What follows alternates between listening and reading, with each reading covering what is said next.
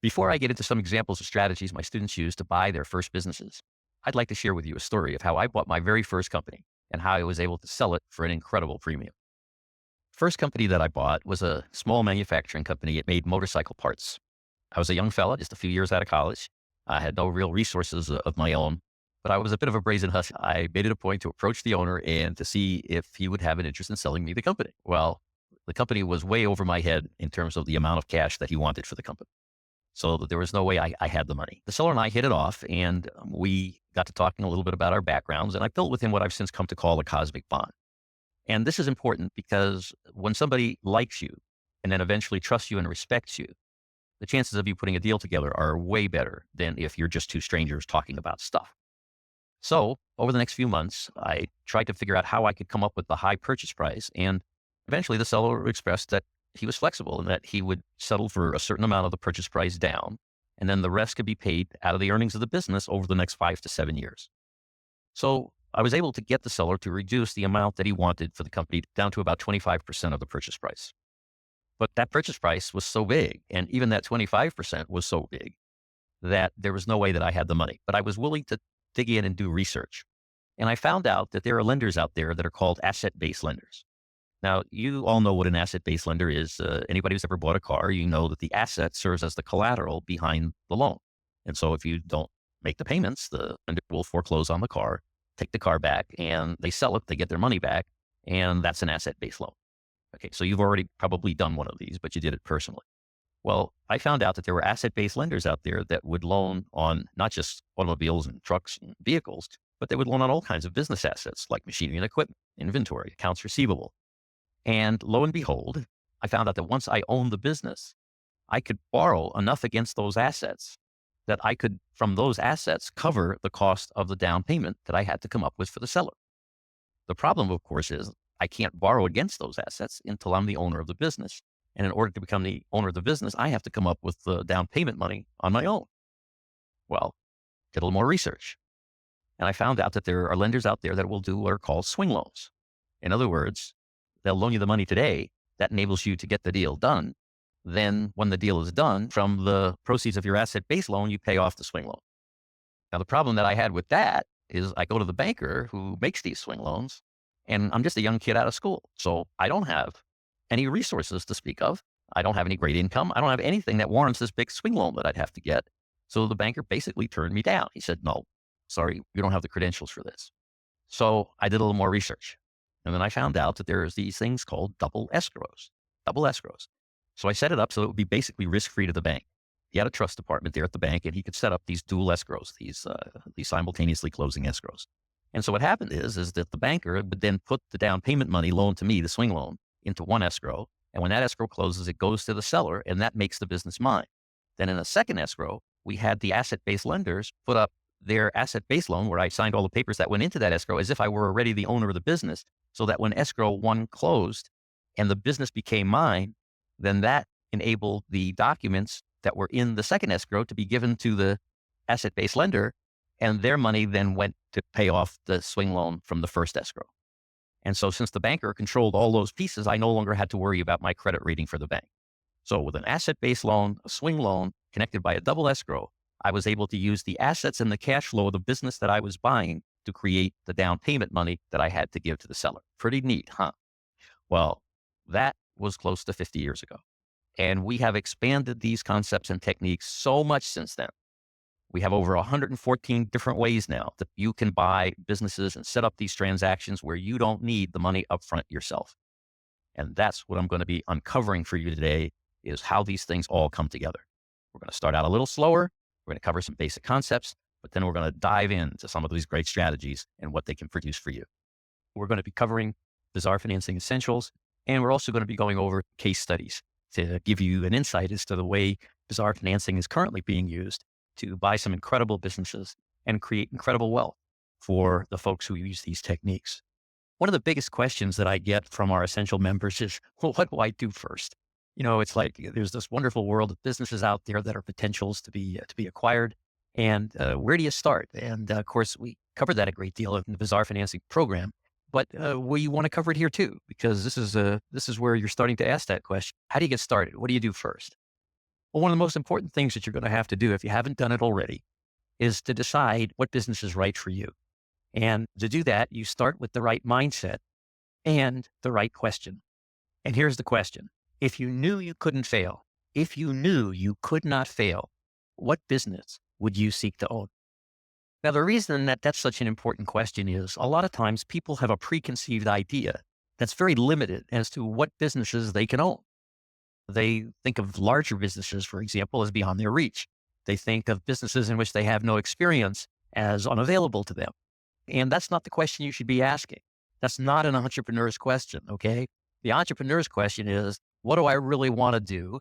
What would I do if I knew I couldn't fail? And what business do I want to own? And I'm going to work out all the issues.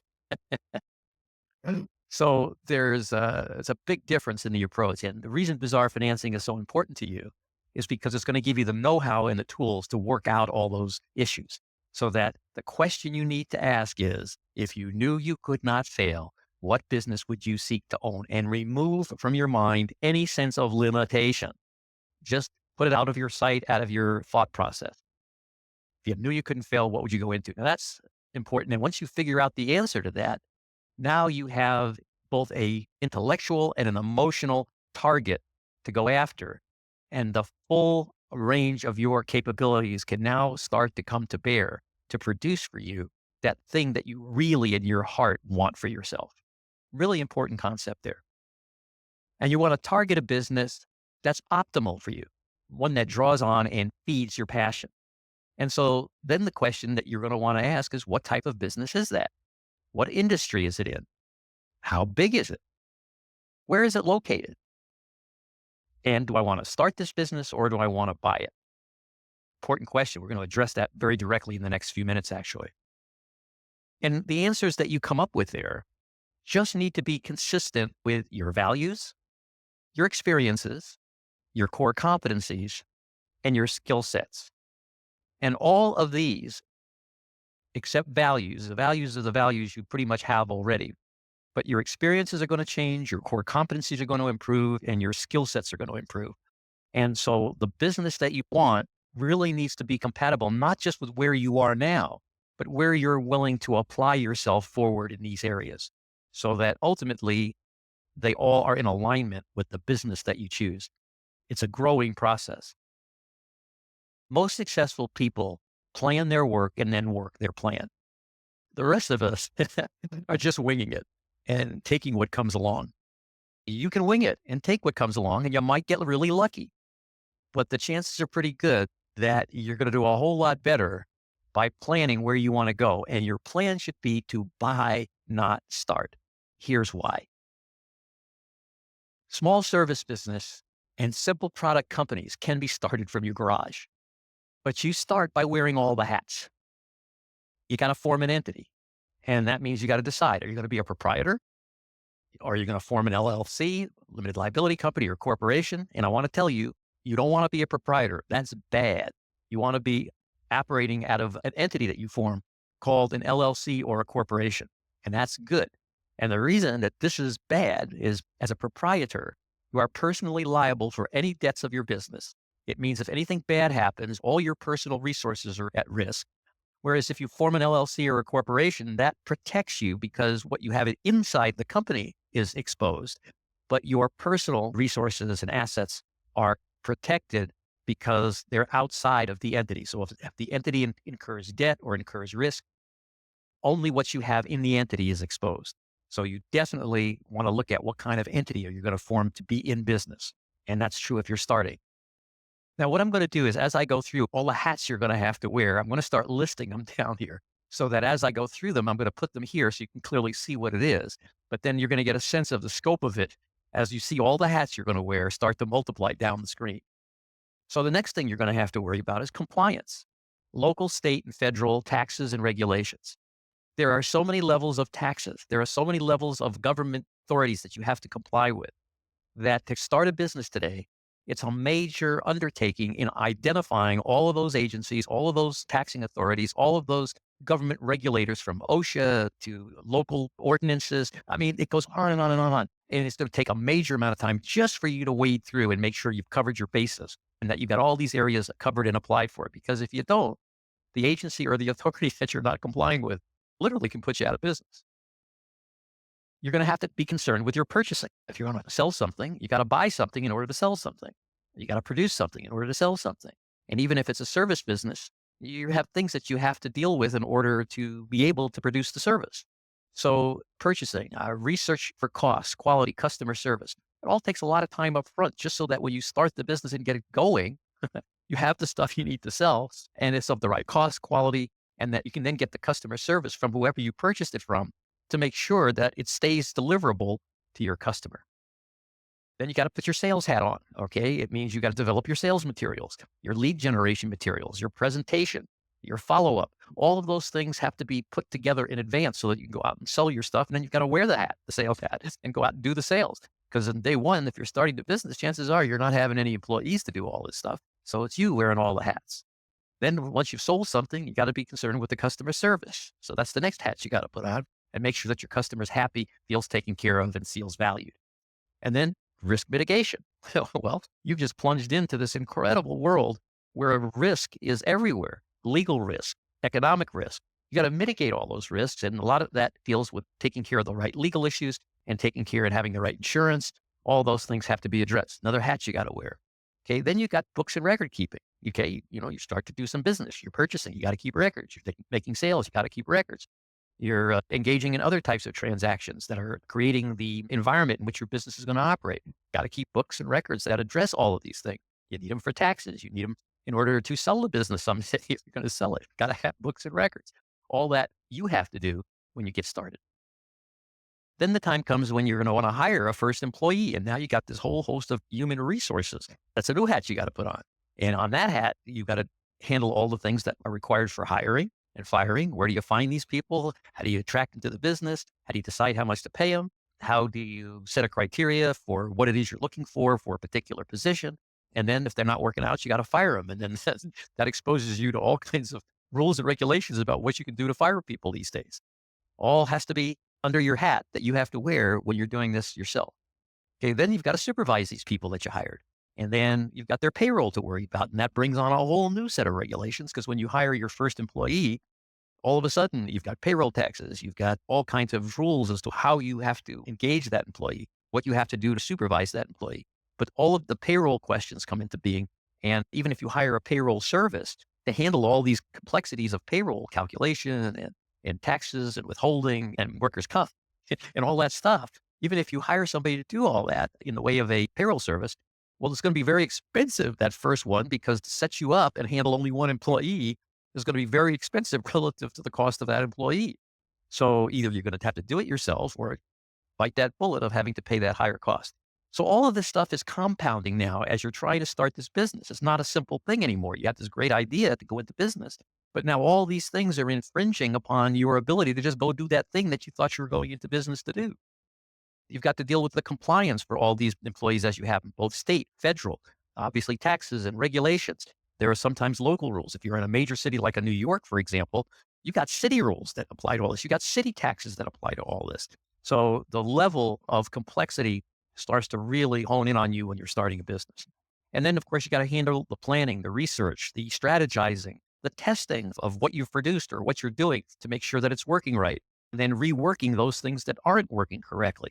All this to get the business up and running. And all these different hats. And you got to have them all on your head, all the hats on your head, all simultaneously, all at the same time, because you're doing all these things to get the business up and running.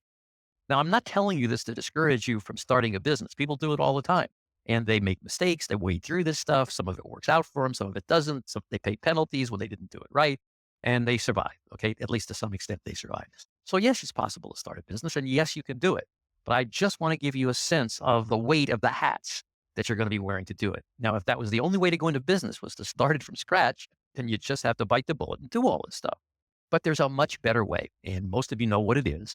And the idea is you're going to buy it. By the way, you can spend 6 months to 2 years in this process, paying out more cash than you take in. Now, that's incredible. You'll probably be working 60 to 70 hours per week, and that's going to be sacrificing high quality family time in the process. And the worst part of it is the odds you won't survive 2 years. It's 67%. That's how many startups fail within the first 2 years. And within the first 5 years, 88% fail. Okay. So you wore all these hats, you did all this thing, you spent all this money, you made all this commitment, you put in all this time, and the failure rates are astronomical. Buying a business turns this model on its head.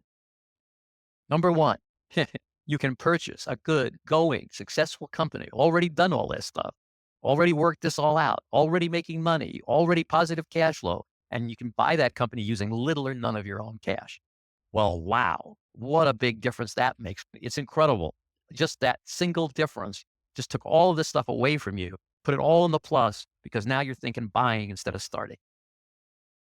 You cannot wear any of the hats. You can just be a chairperson. You can buy a business that's already of a size it's professionally managed. It's got executives. It's got everything in place already. All you do is buy it. Now you're the chairman and you decide on the major decisions, of course, but you're going to do it in concert with your executive team. But you don't have to wear any of the hats. You can pull cash out of the closing and draw income from day one. That's the beauty of it. Once you learn how to fully leverage these purchases, it's not just buying for little or no cash. If you do it right, you can actually pull cash out of the closing and still have everything positive and still have it working for you. If you're working more than a normal work week, it will be because you love what you're doing. In other words, you're already buying a company that's past that hassle stage where the owner has to do everything.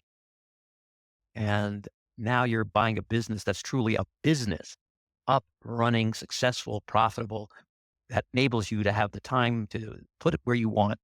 And if you're spending the time there, it's because you're passionate about the business, not because, you have to be putting out fires all day long.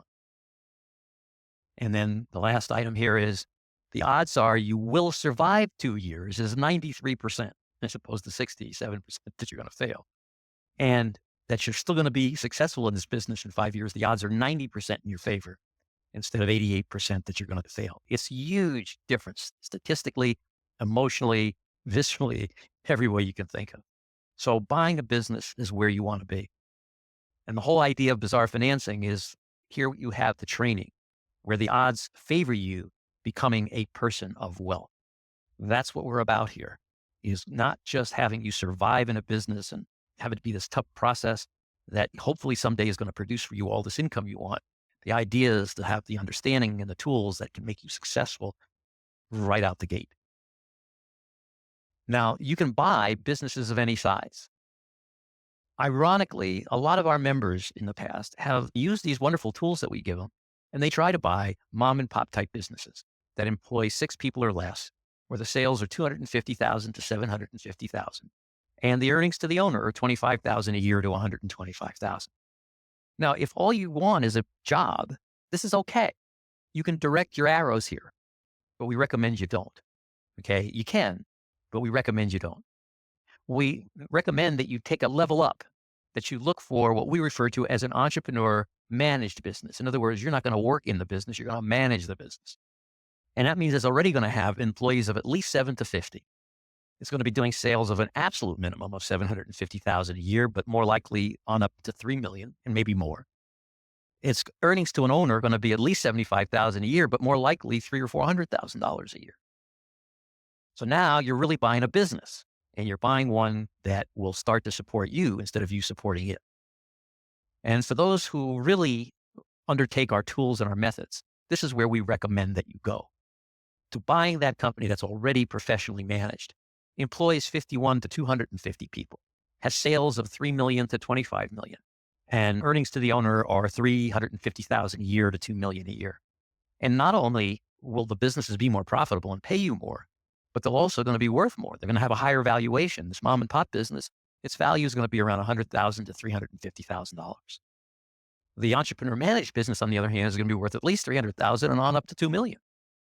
And the professionally managed business is going to have a valuation of $2 million to $20 million and maybe even more, depending how large it is.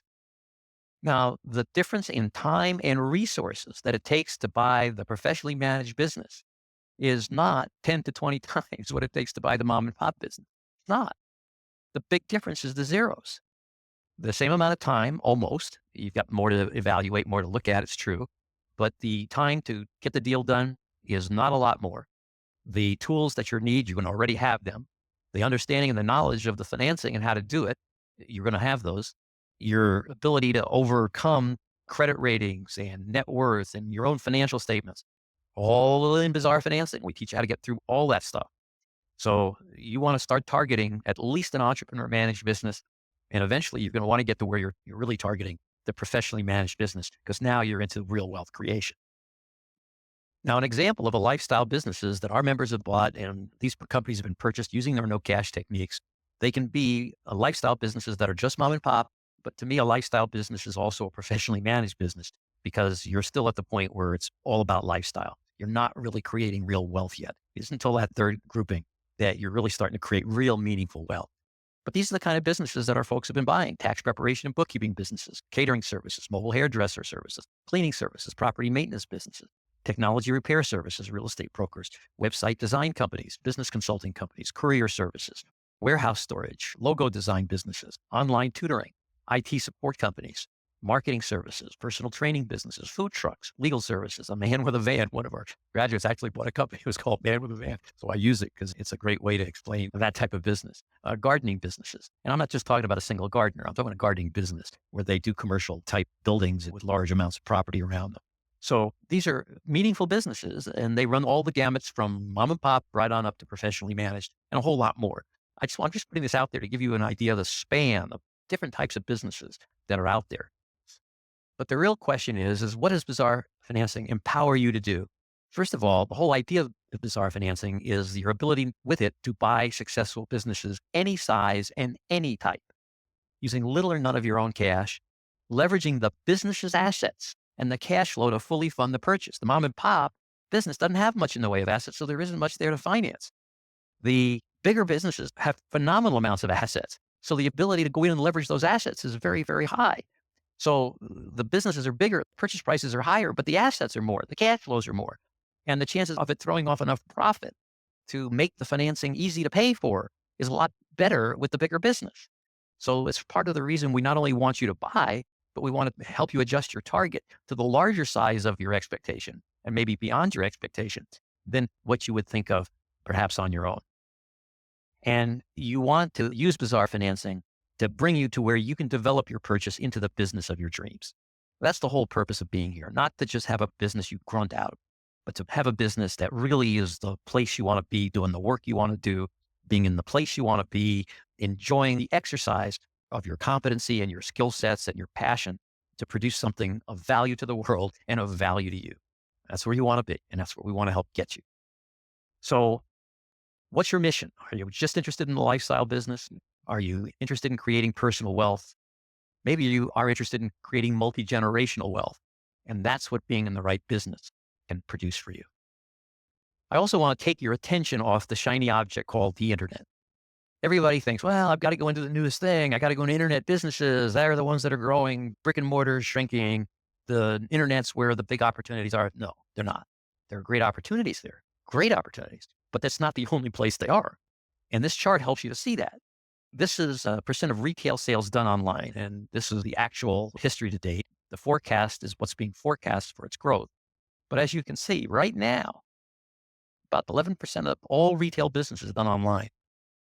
Well, that means 89% of all retail business is done through traditional retail. So if you're going into business and you're not looking at traditional retail, you are leaving a big hole in the marketplace. And even by the year 2035, it's still only about 22 to 23% of sales that are projected to be done online. All the rest are still going to be done through the more traditional means. And manufacturing isn't done online. Distribution isn't really done online. You may have a distribution order form on your website, but the distribution is going to be done because you warehouse something somewhere. Okay. So all of your basic, real fundamental businesses are not online businesses. And the reason I'm putting the energy here is because don't allow yourself to be misdirected because of the hype about the internet. The real opportunities are not just there. And in fact, there's so many people looking there for opportunities that it's harder to find now opportunities for online type businesses because that's where everybody's looking. So take your eye off the shiny object. Start to look at the more traditional businesses. You'll find that there's a wealth of opportunity there, much more so than on the internet. Now, here are examples of wealth creation type businesses. Bizarre Financing Essentials techniques enabled two orderlies to buy the hospital that they worked for. Obviously, they could not have started in this hospital. It was not possible. But how could they pull it off? Because it had cash flow, because there was a strategy that would enable them to work with doctors and bring them together to make it profitable for them to put up the money to buy the hospital.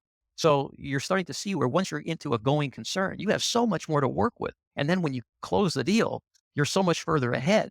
And you didn't have to wear all the hats, and you don't have to wear all the hats going forward.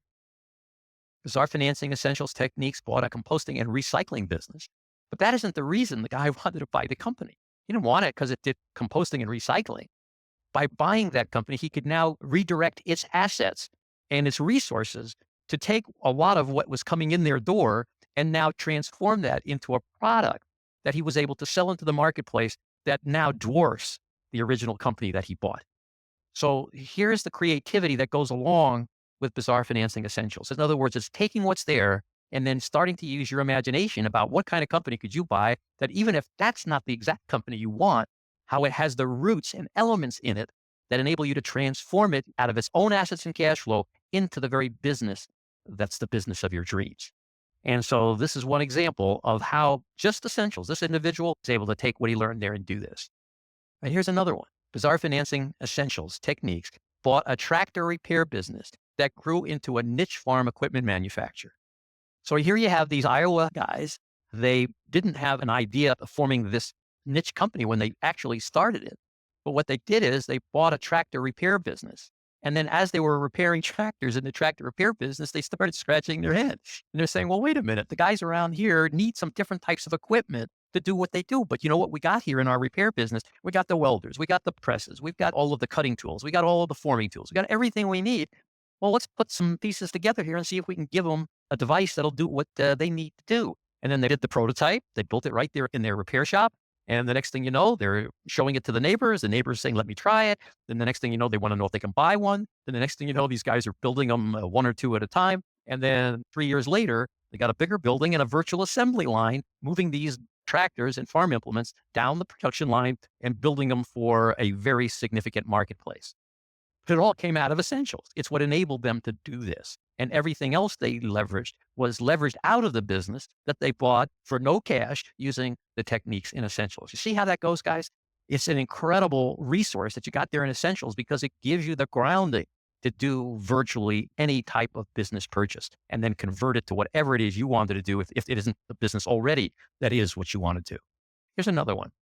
Bizarre Financing Essentials techniques bought a plastic recycling business. That's all it was. They just recycled plastic. Okay. But here they had all this raw material. And these were, guys who had kids and they were thinking, and the wives were thinking about what would toys look like, feel like, taste like, touch like if they were green, meaning friendly to the environment. And we got all this plastic. It's some of it's being recycled. Some of it's not recyclable. And they really dug into all that. And out of that process, they started thinking toys. They started thinking, we got the raw materials. We got forming tools. We got all kinds of things here. We buy a couple of extra pieces of equipment that we didn't have when we first started out. And we buy some molds. And next thing you know, with a little bit of design, they're producing these products. And once they started to sell, the cash flows were there to now grow out that business. So today, the plastics recycling business is virtually for them a thing of the past. They actually sold it off to another party with a contract to take back from them the recyclable plastics that they needed. Now go on with the manufacturing.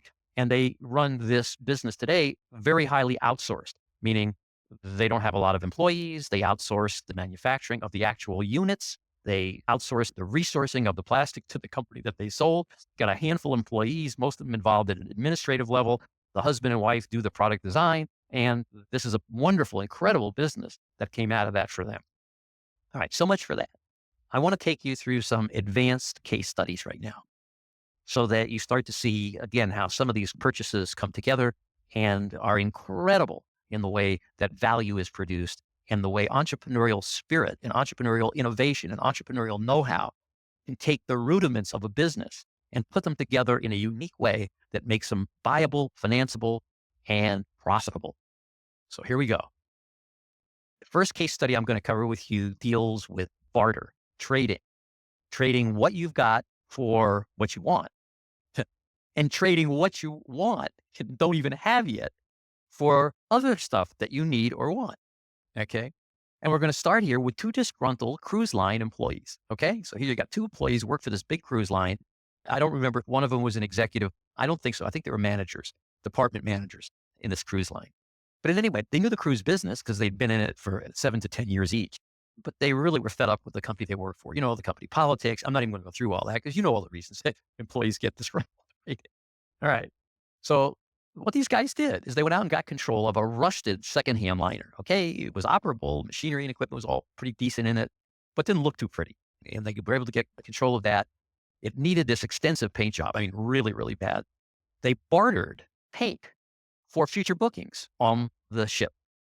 Now, the ship that they had now control over had 500 unfilled rooms in it, worth $1,000 a week if they're used. Virtually all are unsold because the ship wasn't operating right because there's all these unsold rooms. All right. So there's $500,000 worth of buying power per week sitting in these rooms if they can get the ship shape and get it advertised and get bookings and all that stuff, right? So there's 500,000 a week that they can get their hands into, but they got to get the ship up and running in order to do that. So they bartered for advertising with radio and TV stations, magazines, in exchange for future bookings a year later. So they get the advertising time now, and the media and the stations, the magazines, they got the rights to fill these rooms on a cruise that'll happen a year from now. Okay. So meantime, they got advertising that they can use right now. Through the advertising, they brought in deposits, right? Because you're going to go on a cruise. You like the idea. They sell you the idea of a cruise. Okay. So you put up money, right? You put up a deposit. Well, the deposit were enough to complete the painting, repairs, and the upgrades that they needed to get the ship seaworthy and ready for sailing. They gave them enough money to, remember, to hire and break in a crew isn't everything you're going to pay them because you're going to pay them mostly when this cruise is actually happening.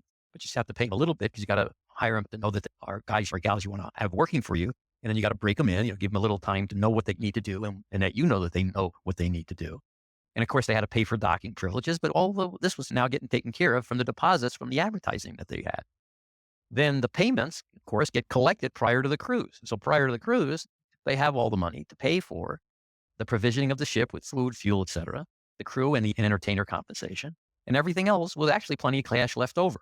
Okay, all paid for out of the fact that they had this advertising that brought in the business. They parlayed this barter model into a second and third newer liner, and then they eventually sold it to a major international cruise line for over $100 million. So that is the power of entrepreneurial thinking. Okay. It's looking at the assets that are out there. How can you leverage them into doing what you need to do?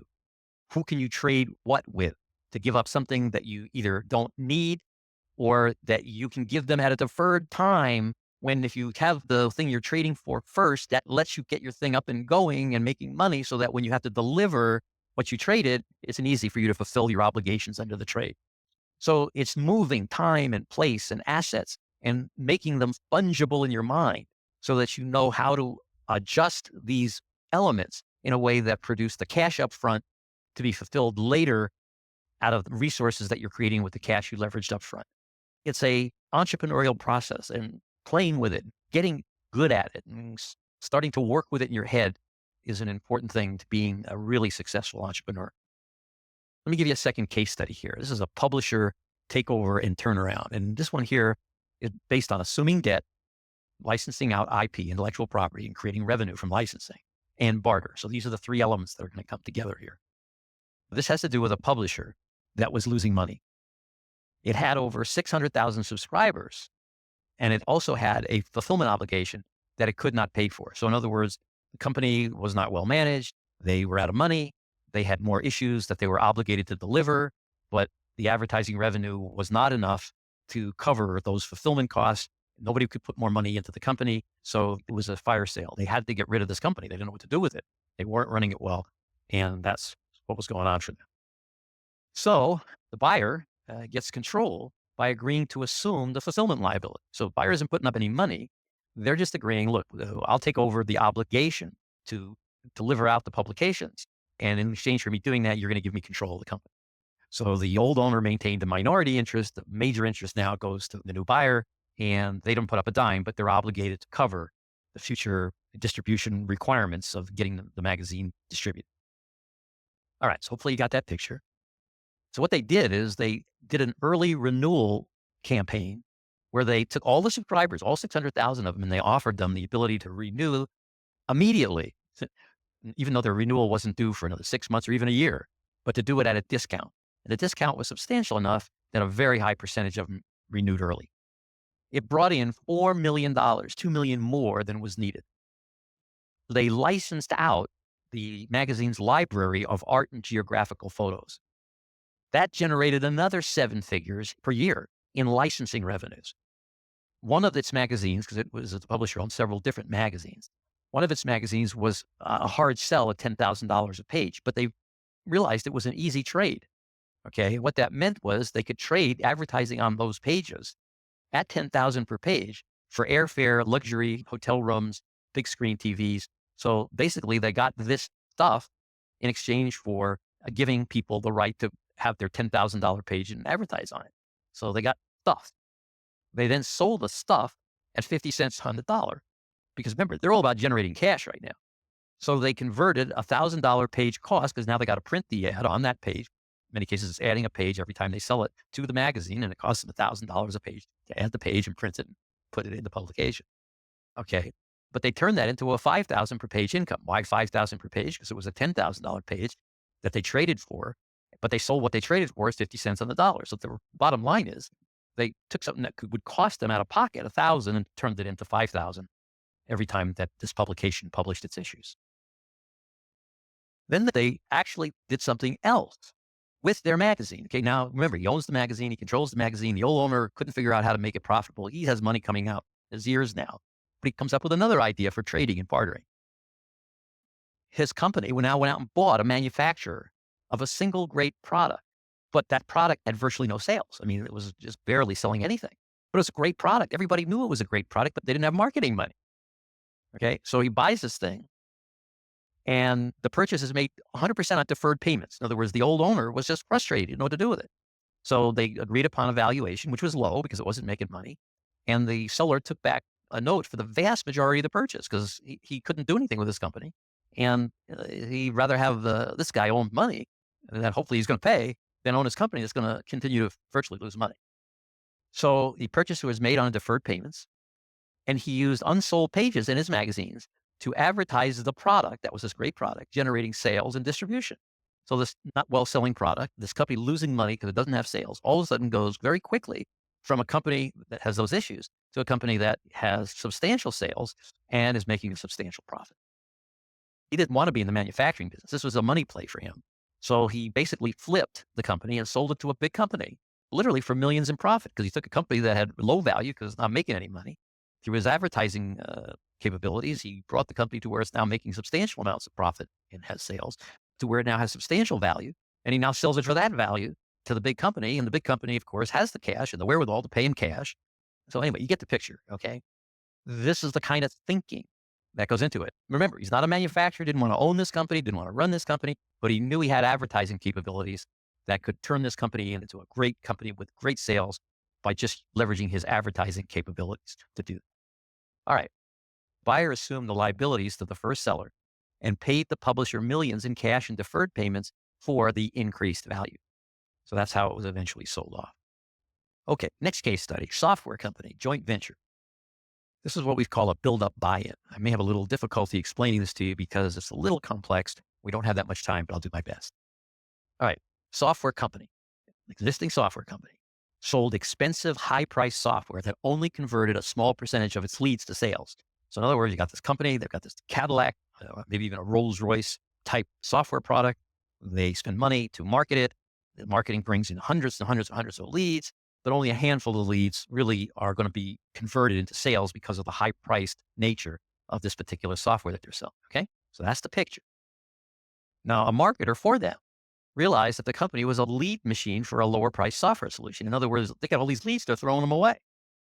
So he realizes that there's lower priced versions of this that are nowhere near the quality of this, but would probably suit a lot of the leads that they're not able to convert.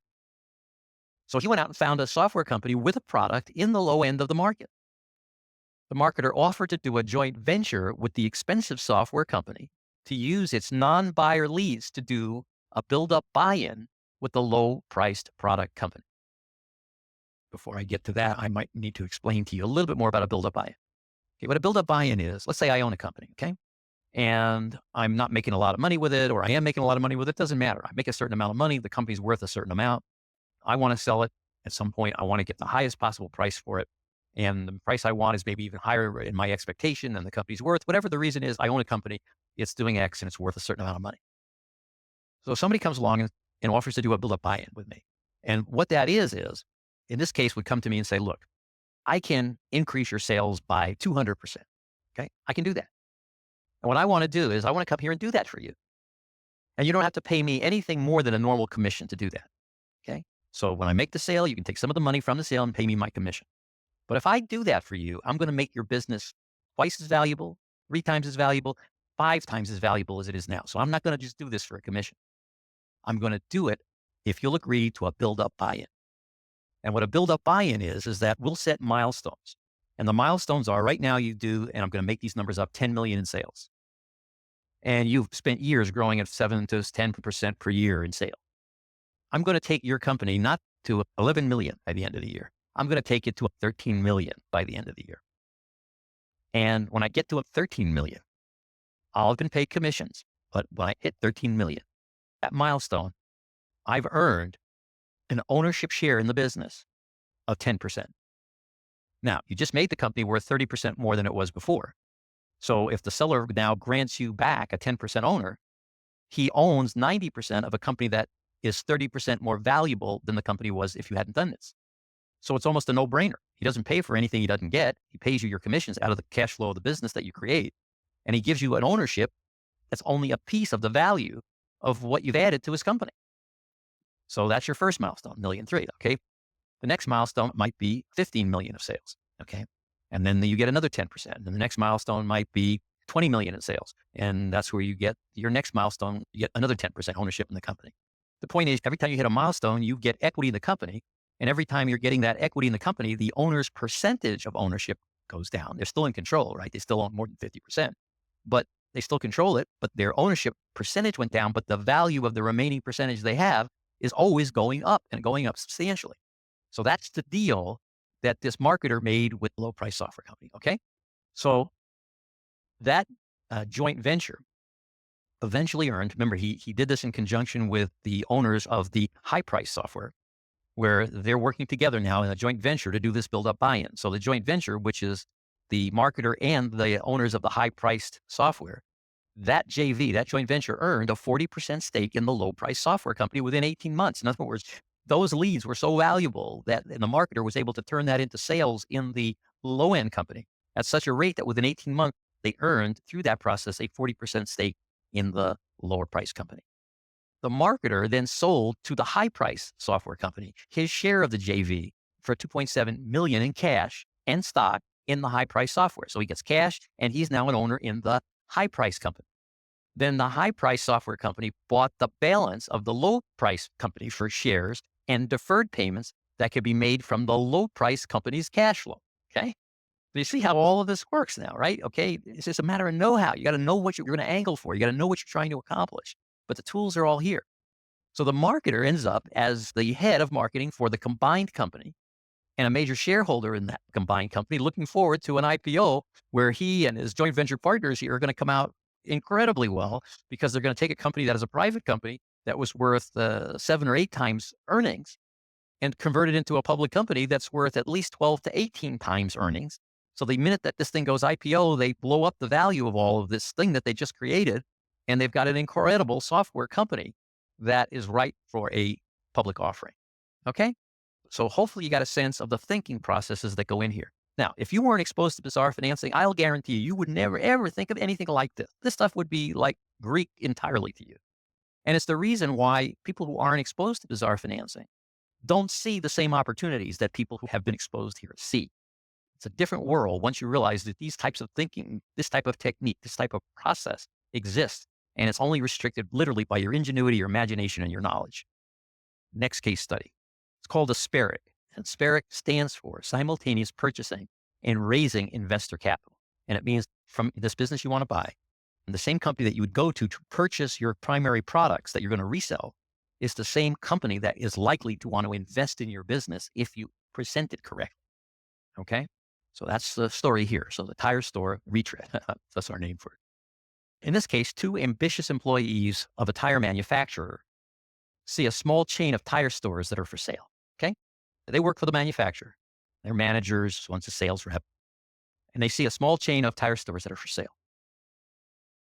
The chain is located in a region underserved by stores carrying this manufacturer's brand. So in this particular region where this small chain is, the manufacturer has no representation of any tire store in that region selling their tires. The chain, of course, does not carry the manufacturer's brand. So what the employees now do is they will buy the chain and convert it to selling the manufacturer's brand. Okay, now you can see why the manufacturer would love this idea, because now they got distribution into an area that they don't have distribution if these guys can buy that company. So the employees present the tire company with a plan to support their purchase of the chain. The tire manufacturer is asked to loan the employees an amount of money equal to the value of the existing chain's inventory. So what are they going to secure the loan with? The inventory. So the manufacturer, so far, they've got cash. They're not going to take much risk here because their loan is going to be secured by the inventory of the existing chain. And they're going to have the ability to now have that chain sell their tire. All right. The tire manufacturer agrees to loan the employees the amount equal to the wholesale value of the existing chain's inventory. And of course, they take a lien against it. It's a little difficult, but they take a lien against it. And the employees now buy the chain using the manufacturer's loan on inventory, an asset-based lender loan on the equipment. Then they had seller financing payable over 5 years. Between those three resources, they were able to come up with the purchase price.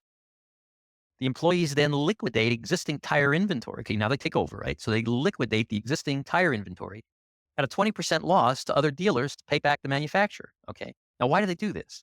Well, they do it because the whole idea is they're going to become a specialty store for the manufacturer, which is why the manufacturer is so anxious to help them with this transaction.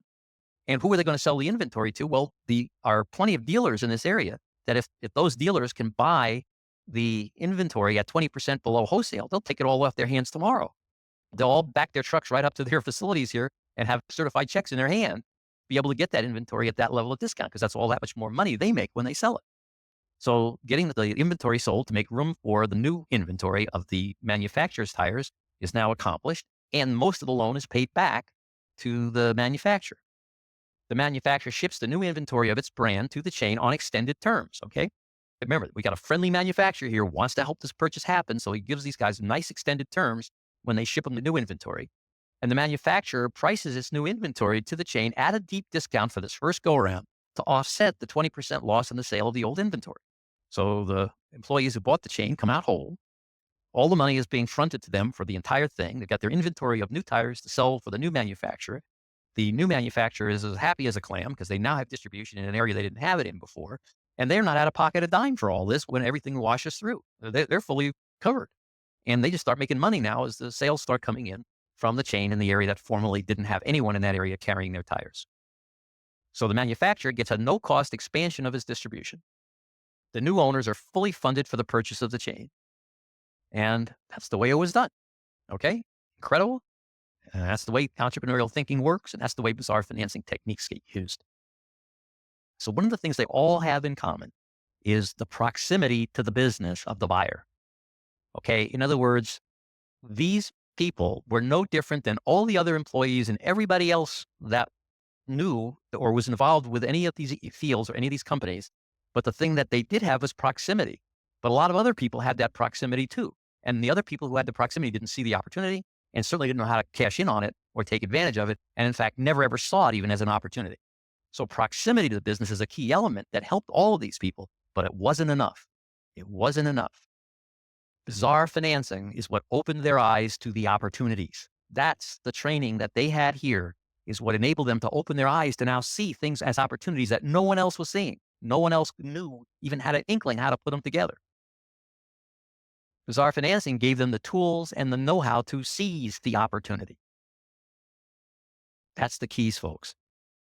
The ability to see the opportunities that are around you and have access to the tools and the know-how to seize those opportunities and make them yours. And so the question I'd like you to simply ask yourself, what business do you know well? And are you in the proximity where being close to that business, you can see those things now that nobody else sees because they come up all the time. They're not flukes. This is just all part of life. They're going on all the time. What's your passion? Your passion puts you in the proximity of whatever you're passionate about. And that's where you'll start to see all of your opportunities bloom. All right. So there are elements that once they come together, position you for your future wealth creation. And I've just tried to review them with you so that you have a better understanding of what they are and how they work. Now, I've explained proximity to other people before, and here are some of their comments. Hey, Gordon, you don't understand. I'm not in proximity to any business I could buy. I think you're going to see where it's not true. In reality, everyone is in a proximity to a business that would be right for them. You just don't see it yet. So here we go. I work in the mortgage department of a huge bank. I can't buy a bank. So that was one. Another one was the only thing I love is going fishing. And you buy business out of that, right? And the only thing I do well is party. So what would normally seem to the average human being, these are hopeless cases, right? This is like, where do you go with this? Well, I'm going to show you where you go with this through actual case studies that lend themselves or evolve just from these types of situations. Let's take this first one. The case study is the purchase of a mortgage brokerage business. Okay. The individual, our bizarre grad, worked in the mortgage department at B of A. Okay. Big bank, can't buy a bank. All right. He was in a dead end job. He knew it as a dead end job. He worked for an unappreciative boss. And he, from time to time, got these meager raises that firstly didn't even keep pace with inflation. That's what happens when you work for a big bank. And that's the frustration of the role he was in. Certainly hadn't accumulated any cash to buy anything meaningful. And in his mind, hey, bizarre, I can't go out and buy a bank. All right. So you see the situation, right? Well, here is the magic. Okay. In business, sometimes it's not about what you know. It's not about even where you work. It's not even about the industry that you're in so much as it is about who you know. Okay. It's about who you know. Let that sink in for just a moment, because now I'm going to go someplace with that information.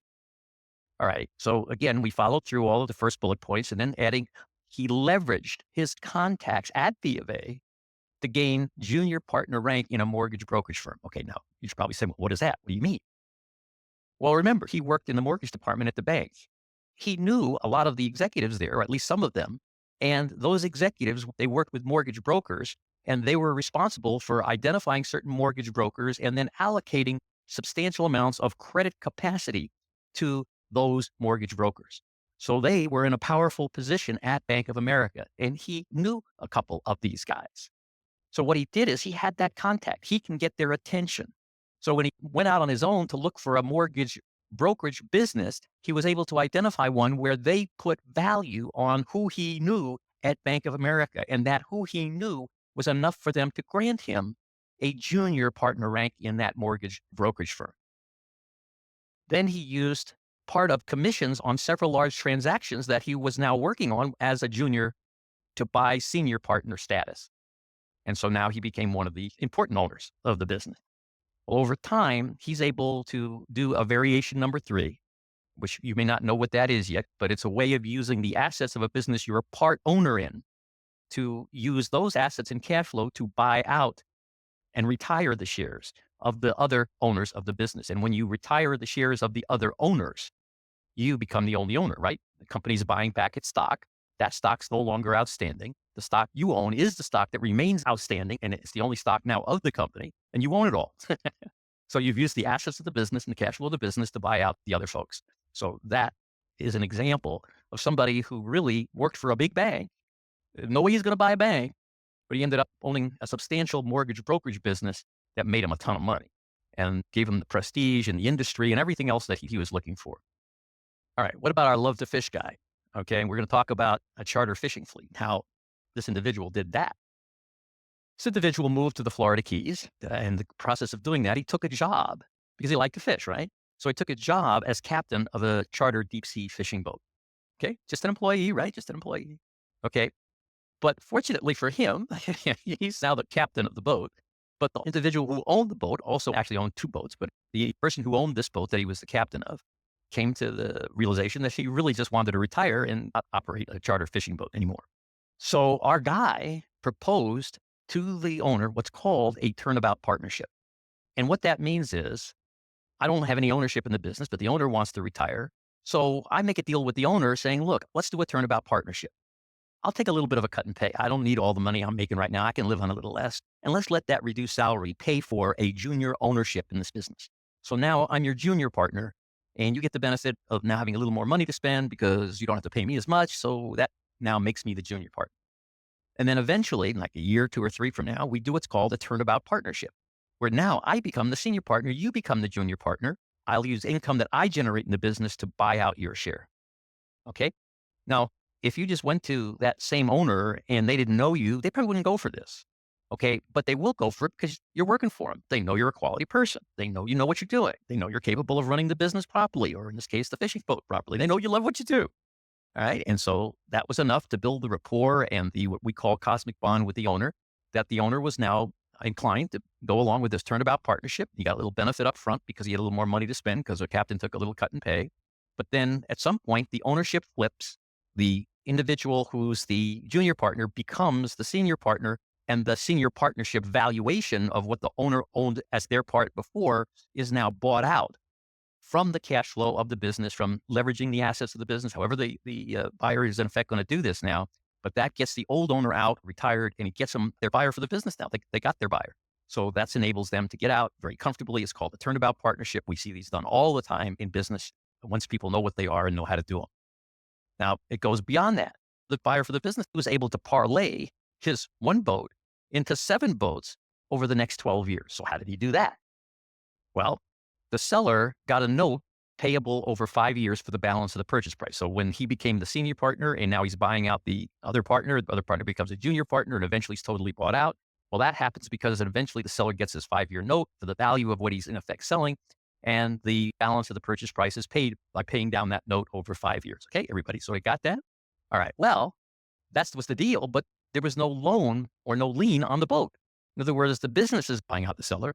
The business owns the boat and the business owes the money to the seller, but there's no lien for that note on the boat. This is an important part of this because he goes out and he buys a second boat that's now fully financed by what's called a wraparound lien, using the equity that he now has in the first boat, right? He doesn't owe much money on the boat itself. He owns some. There was some loan on it, but not a lot.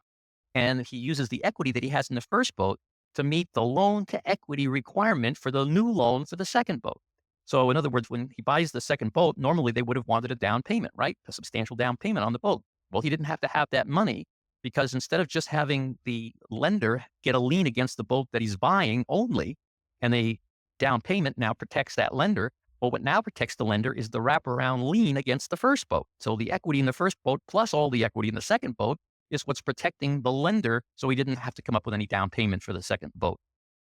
Okay, so now he repeats that process for new boats as the old loans were paid off or paid down from charter income. And over 7 years, or over a dozen years rather, he ends up owning 7 boats. All right, making a lot of money, doing what he loves, fishing away. Life is wonderful.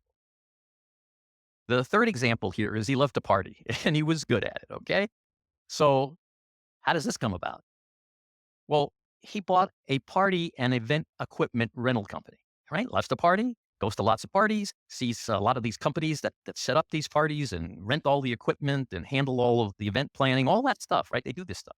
So he got to know some of these people and he realized this is the kind of company he'd like to own because he loves to party. So why not buy a company that's in the kind of party field, right? So he bought a party and event equipment rental company.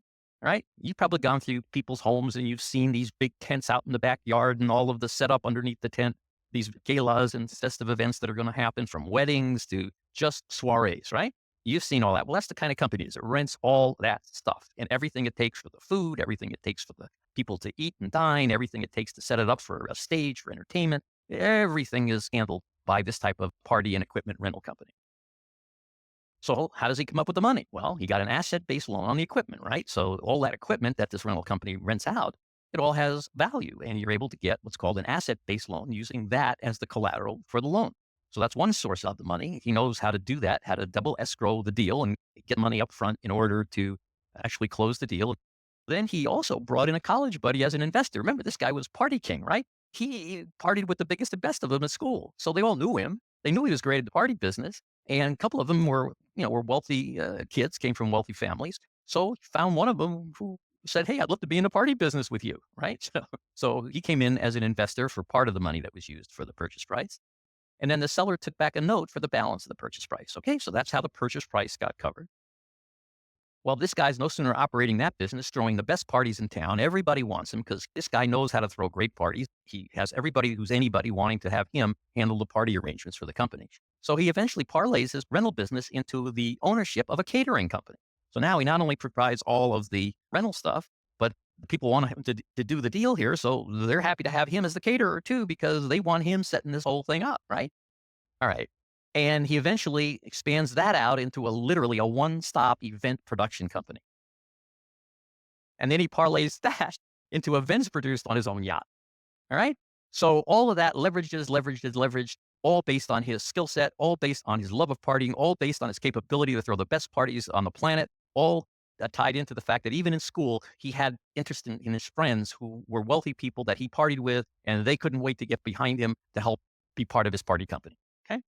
All right. So if you love it, you're probably going to be pretty good at it. And as long as you know how to think entrepreneurially, there's always going to be a way to turn that into business ownership. Now, bizarre financing opened their eyes to the opportunities. Who you know can be enough to get you into business. Just a love of fishing can pay off big. Love to party? Make it your business.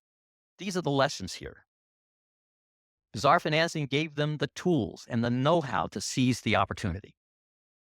So ask yourself, what relationships can you leverage? Who do you know? Who can you take who's been part of your life, who has the contacts, access to the resources that you can leverage now into helping you own that company of your dreams? Even what you do for fun can be turned into a successful business. These are great lessons, folks. The world is thriving out there with opportunity. It's just most people are clueless to how they take advantage of them, clueless to even seeing them as opportunities. And hopefully, just this little session that we're having here can open your eyes to those opportunities that are going on all the time around you. Open your eyes to them. Know that you have the tools and the understandings and the information that allow you to think entrepreneurially, and turn those into the opportunities for yourself. Now, if any of this makes sense to you, what I'd like to encourage you to do is to contact our team, because we have a program where we will literally do all of this for you. So you don't have to think it through on your own. You don't have to go through all the steps and the methods. What we will do is we will actually get it done for you. So if this makes sense, just go to the description below this video and follow the instructions. It'll put you in touch with one of our team members, and from there on, we'll answer your questions, and hopefully we'll work together as partners, and we'll get it done for